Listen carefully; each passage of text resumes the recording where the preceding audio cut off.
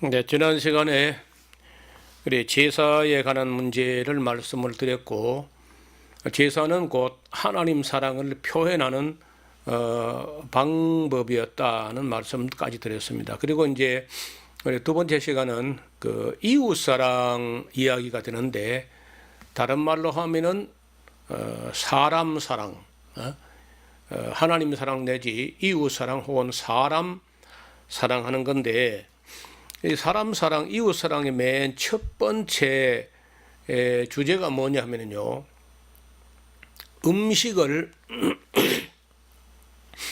가려서 먹으라는 거예요.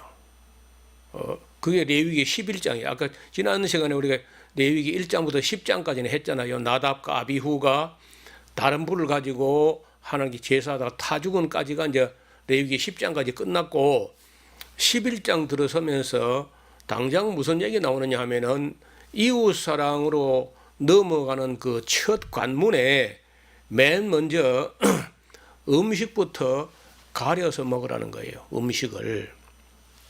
자, 이건 또 여러분 그 성도님들이나 목사님들이 듣도 보도 못한 얘기죠. 아니 뭐 우리가 구약 시대도 아니고 유대인도 아니고 한데 뭐 신약 시대에 와서 은혜 시대에 음식을 뭐 가려 먹으라 하느냐. 전부 그 정도죠, 생각이. 음식을 가려 먹으라 하는 분이 누구냐면요, 하나님이야, 하나님. 모세가 아니고 하나님이 그렇게 한 거야. 그럼 하나님께서 이스라엘 백성들에게 음식을 가려 먹으라 할 때 그 목적이 뭐예요?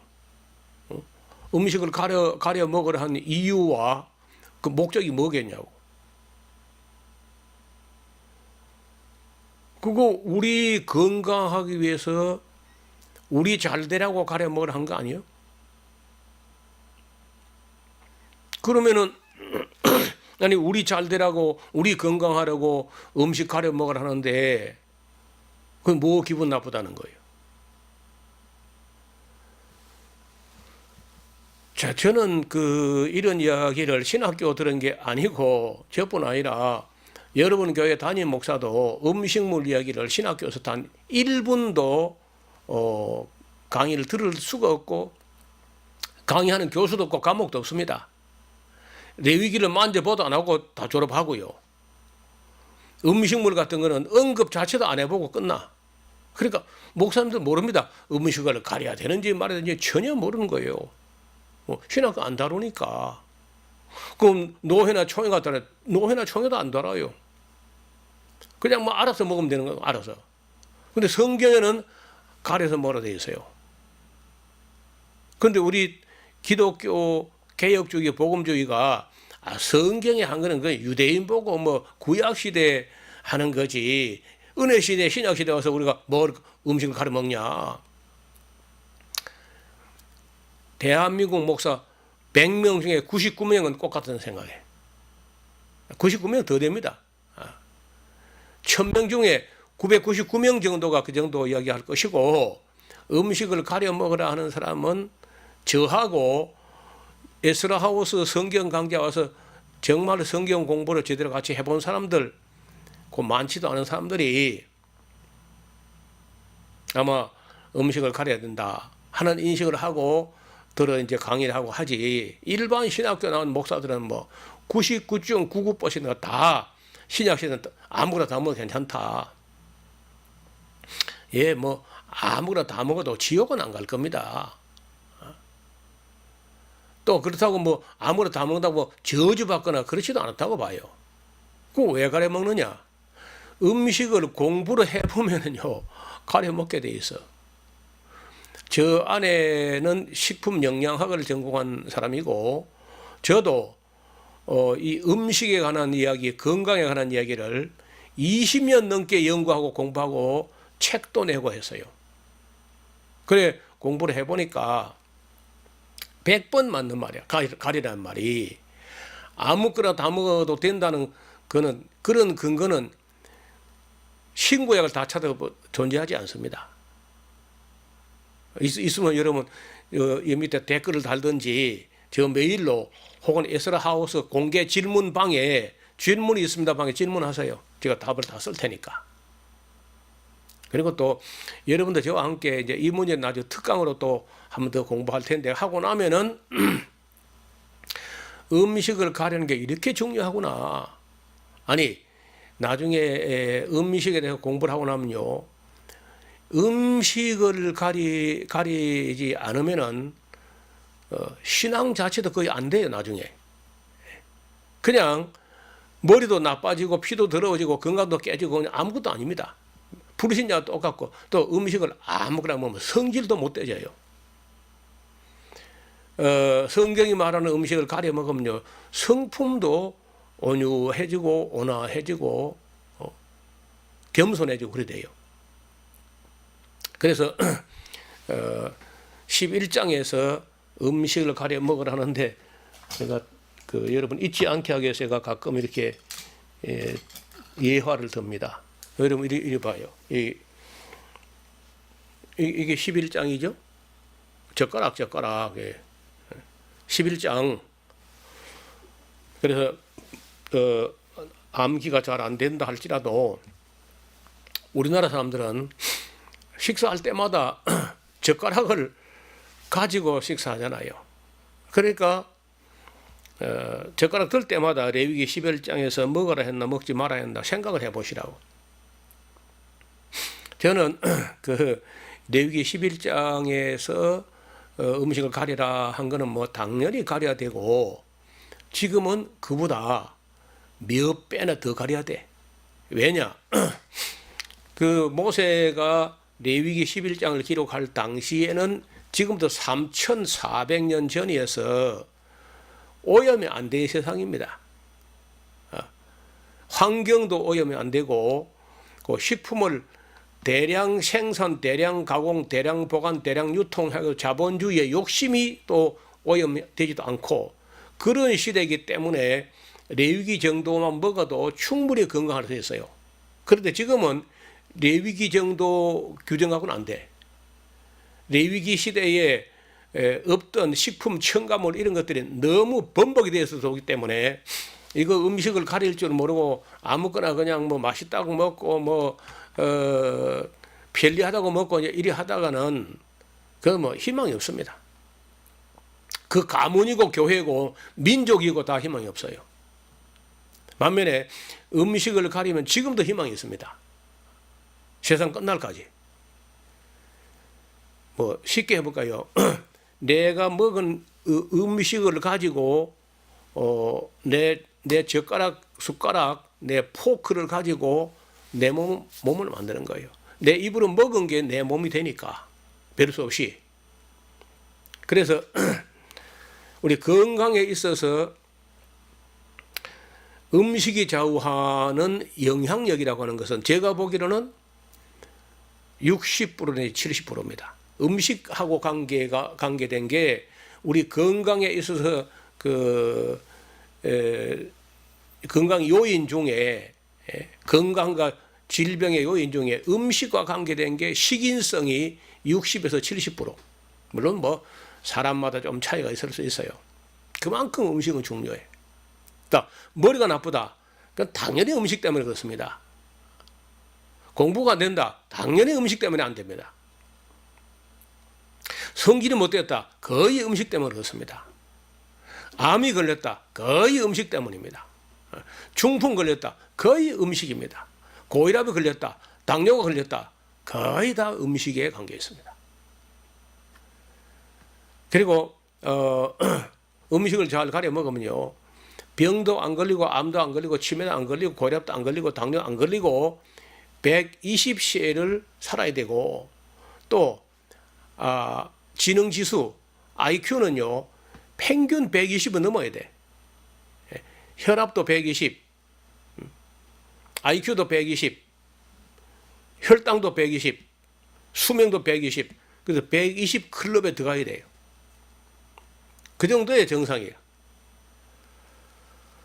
그 병원에 가면 안 되고 약국에도 갈 일도 없고 그 정도로 우리가 건강하게 살려면은 음식을 가려야 돼. 그건 나중에 특강으로 따로 제가 강의할 겁니다. 너무 중요하니까.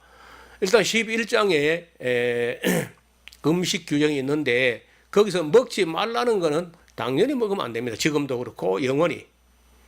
그리고 그때 먹으라 한 것도 지금 안 되는 게 많아요.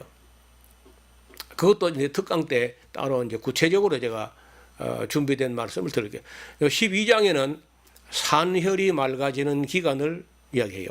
산모가 어린아이 출산했을 때 남자를 낳으면은 33일이면 그 산모의 피가 맑아져요. 딸을 낳았으면 골치 아파요. 딸을 낳았을 때는 66일이 지나야 산혈이 맑아집니다. 그러니까 아들 만드는 거는 간단하고 딸 만드는 거 어려운가 봐요. 미장 공정이 한 공정 더 남아서 그런지 딸을 낳았을 때 그 출산 휴가를 66일 동안 줘야 돼요. 아들 낳으면 33일. 그런 거 뭐 하나님이 알지 누가 알겠어요? 그게 12장이에요. 13장은 한센시병 진찰법, 나병 진찰법이야.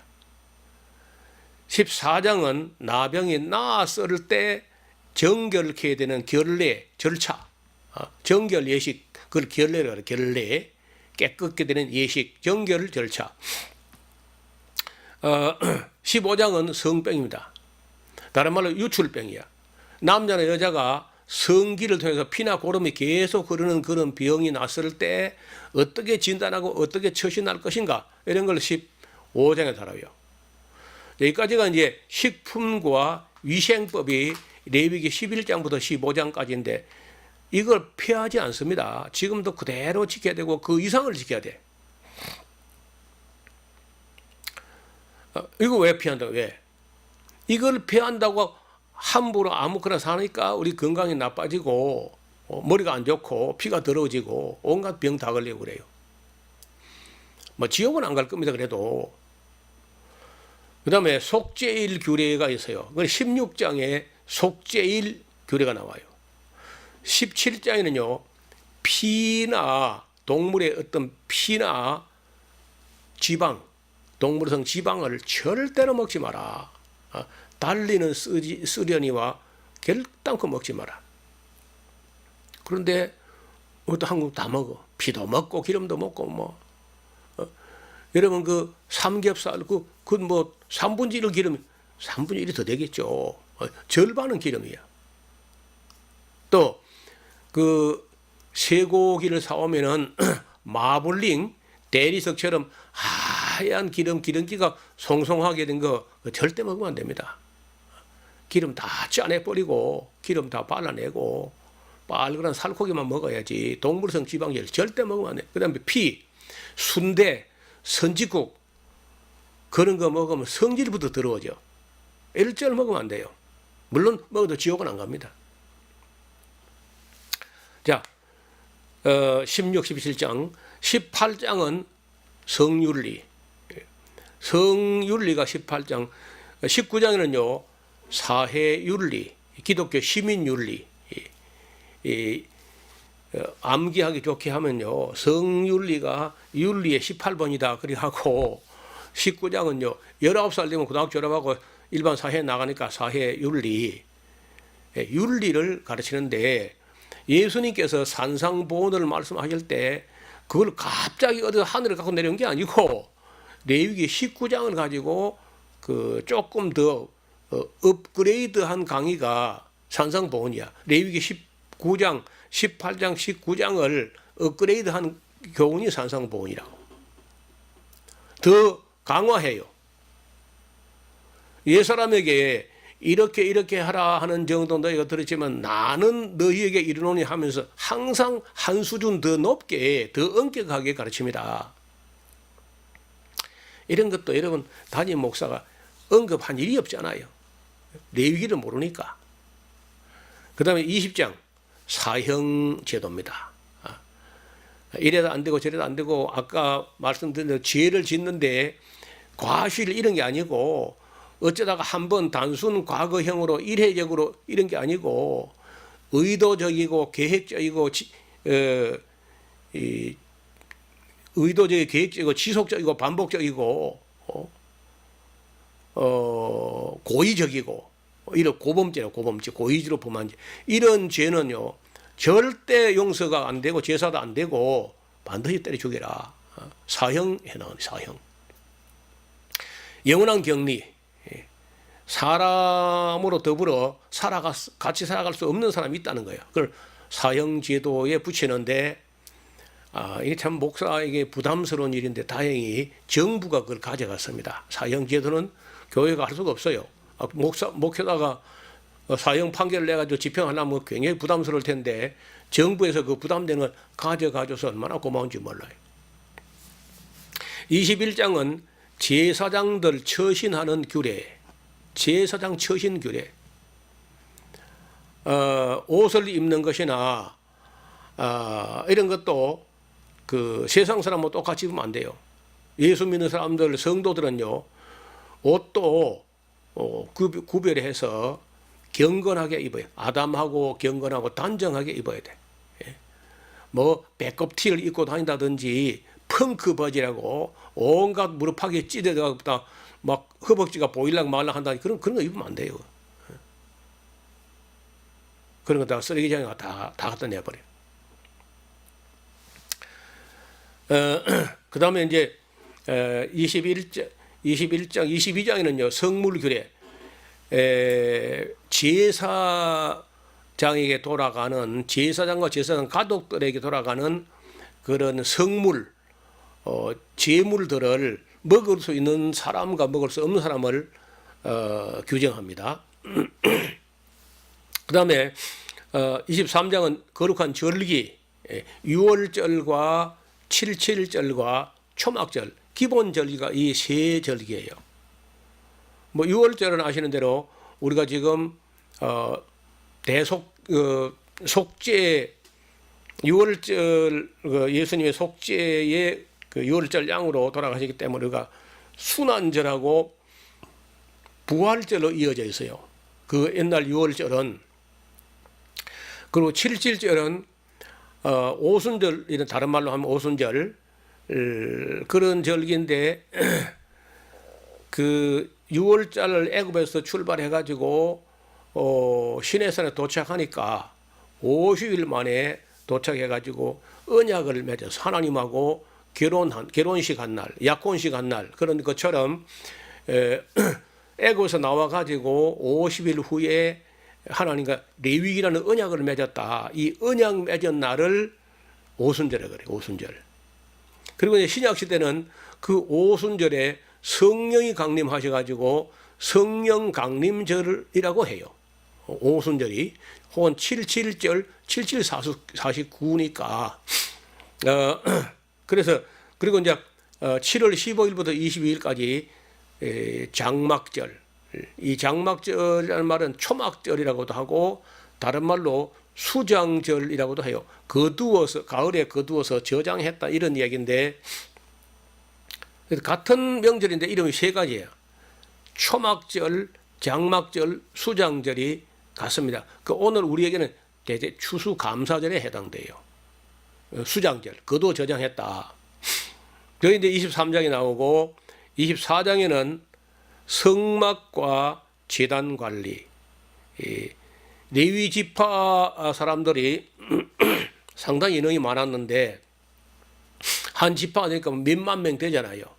그걸 24팀으로 나눠요. 24반열로. 그래서 한 반열이 1년에 그 2주간 정도, 한 보름 정도씩을 그 성막, 회막 봉사에 온 힘을 다 기울여야 됩니다. 그래서 24반열이에요. 한 달에 2반열이 들어가는 거예요. 회막 봉사에. 성전과 회막 봉사를 그렇게 해요. 그리고 24장에는 이제 신성 모독자가 있다면 어떻게 처리하는가 이런 것도 24장에 나오고 그다음에 이제 25장에는 안식년과 희년과 토지 무르기, 토지를 거래했다가 형편이 안 돼 팔았다가 형편되면 다시 무르게 할 수 있어요. 그런 토지 거래법이 25장에 나옵니다. 안식년과 희년과 토지 무르기. 여기까지 해서 사실은 율법이 끝나요. 25장까지 끝나고 26장에는 보상과 보복이라는 말인데 다른 말은 복과 저주야. 25장까지의 규정된 이 규례와 율례와 법도를 지켜 행하면 이렇게 복을 받고 저렇게 복을 받고 나가도 복을 받고 들어가도 복을 받고 떡반죽 그릇이 우양의 새끼가 처자식이 다 복을 받는다. 이제 이렇게 이제 언약을 레위기를 지키면은 어떤 복 받는지, 반대로 언약을 배반하고 레위기를 지키지 않으면 어떤 저주를 받는지 하는 이야기를 26장에서 씁니다. 여러분 우리도 보통 친목회나 동창회나 이런 회를 만들어 가지고 그 회칙을 만들면 1장 총칙, 2장 회원, 3장 임원, 4장 사업 이렇게 쭉 나가잖아요. 나오면 맨 끄트머리 좀 가가지고 모범 회원을 포상한다. 또 벌로 이유 없이 몇 번 이상 불참하면은 이런 벌칙이 가해진다. 그 상벌이 나오잖아요. 똑같아요. 레위기라는 것도 애굽에서 나온 해방 공동체의 해칙이야. 해칙, 규칙, 헌법. 그러니까 맨 앞에 이제 하나님께 제사하는 거, 그리고 이제 건강에 관한 거 이런 거 쭉 이렇게 하고 도덕 윤리 쭉 나오고 이제 그리고 다 한 후에 이제 마지막에 상벌, 복과 저주, 보상과 보복 이런 게 나온다고요.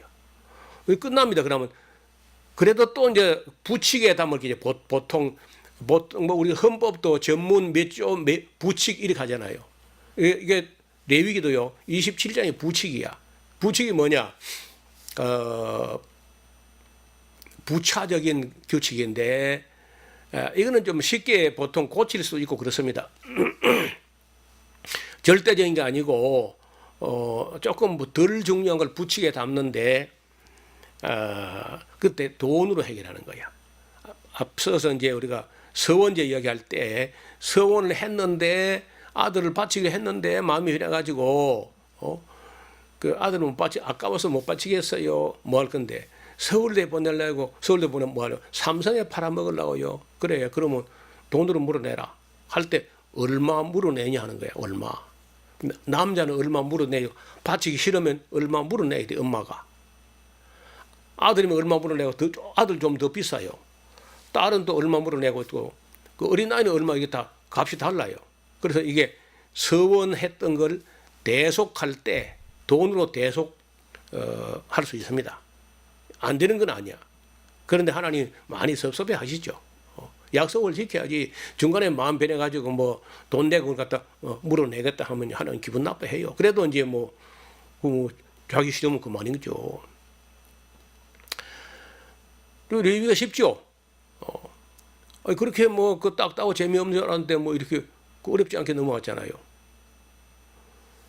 자, 그런데 잠깐만 하나만 더 말씀드리고 아까 여기 레위기 11장에 이웃 사랑이라고 하면서 하나님 사랑 이야기 끝나고 이웃 사랑 이야기 시작할 때 어떻게 식품 위생 음식 가리는 게 무슨 이웃 사랑이냐 그래 싶죠.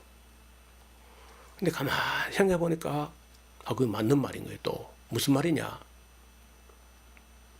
자, 저 같은 사람이 건강 관리를 잘못해가지고 늑도 점도 안 와가지고 60이나 이럴 때 병 들어가지고 암 걸리고 중풍 걸리고 치매 걸리고 하면 어찌 되죠? 치매 걸린 자기도 치매 걸리면 자기 힘들지 모를 수 있어요. 그 중풍 걸리거나 암 걸리면요 본인도 힘들고 내 아내, 내 자녀들, 우리 교회 성도들, 우리 일가 친척들 모든 사람을 힘들게 해. 내가 병들면. 맞아요?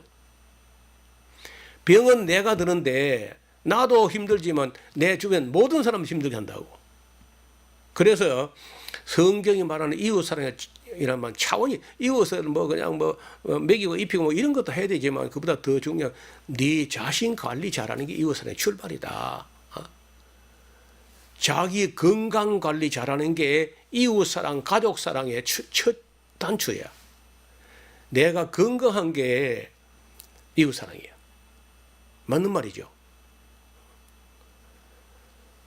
여러분들도 여러분이 나이가 50이나 60대인데 치매가 걸리거나 중풍이나 암 걸리면요, 주변 모든 사람들 힘들게 합니다. 우리 사회에도 덕이 안 되고 국가에도 배신이고. 그러니까 음식을 안 가려 가지고 내가 병들면은 많은 사람에게 피해를 끼치는 거라. 그래서 남을 뭐 도와주고 뭐 동정하고 뭐 구제하고 이런 거는 그 다음이고 1단계가 자기 관리 잘해야 돼. 자기 건강 관리. 120살까지 눈도 흐리지 않고 정신도 흐리지 않고 암도 안 걸리고 병도 안 걸리고 치매도 안 걸리고 고혈압 당뇨도 안 걸리고 그렇게 건강하게 살아야 돼. 그래서 죽는 것도요, 그냥 죽으면 안 되고 안 걸려 그러면 안 되고 수가 높고 나이 많아 기운이 지나여 그 열조에게 돌아가셨더라. 이렇게 살아야 정상이에요. 뭐 병 걸려가지고 뭐 이웃 사람이 문병 가고 병원 입원하고 어쩌고 막 이렇게 살면 잘못 산 거이다. 그러니까 지금 현재 이 나중에 이제 음식물을 가지고 특강을 할 텐데 깜짝 놀랄 겁니다. 전 세계요, 암 걸리는데 1위가 기독교 나라에 전부 다. 기독교 나라에 암이 제일 많아요. 여러분 안 믿으시죠? 나중에 제가 데이터를 가져오겠습니다. 저는 이런 문제 20년 이상 제가 연구를 했어요. 천재는 주방에서 만들어진다 하는 책도 제가 써내놨습니다. 천재는 주방에서 만들어요. 음식을 가지고. 그 책도 꽤 여러 판을 찍었는데 그 자녀 기르는 사람들 뭐 70, 80 산 사람들은 그런 거 안 사도 괜찮아요. 지금 자녀를 기르고 있는 사람들, 앞으로 결혼할 사람들, 이런 사람 반드시 읽어봐야 돼요. 그렇게 쓴 책은 저 혼자 지구촌에서 저 혼자만 썼으니까요. 그것도 제가 일반 의료 상식, 뭐 일반 식품 영양 이런 차원을 넘어서 성경이 말하는 원리를 따라서 건강한 천재를 어떻게 길러낼 것인가, 그런 이야기를 책으로 썼기 때문에 유익할 겁니다. 그 책을 읽어서 여러분 가족 건강관리 잘하게 되면요, 책값은 문제가 아니야. 그리고 말씀드린 대로 120세를 거뜬히 살 수 있어야 돼. 지능지수도 120, 수명도 120, 혈압도, 혈당도 다 120, 120, 120, 120 이렇게. 그래야면요, 전혀 문제가 안 되게 살 수 있어요. 그래서 이런 복된 책이 레위기에 있다는 겁니다. 저를 만나서 성경을 배운 사람 중에 수많은 사람들이 레위기를 이렇게 가치 있게 재미있게 간단하게 유익하게 쉽게 볼 수 있어서 너무 감사하다. 그리고 성경 강좌 다녀가서 저 말을, 저 강의를 듣고 음식하고 그릇을 바꾼 사람들은요, 인생 전체에 지각 변동이 납니다. 완전히 가정혁명이 일어나요. 다른 삶을 살게 됩니다. 그래서 그런 내용이 있기 때문에 다음 시간에는 레위기를 지금 짧게 간단하게 끝냈기 때문에 다음 시간에는 음식과 건강, 천재는 주방에서 만들어진다 하는 그 책을 내용으로 중심을 해가지고 조금 더 보충되는 그런 말씀을 드리도록 하겠습니다. 오늘은 여기까지 해서 정리하겠습니다. 감사합니다.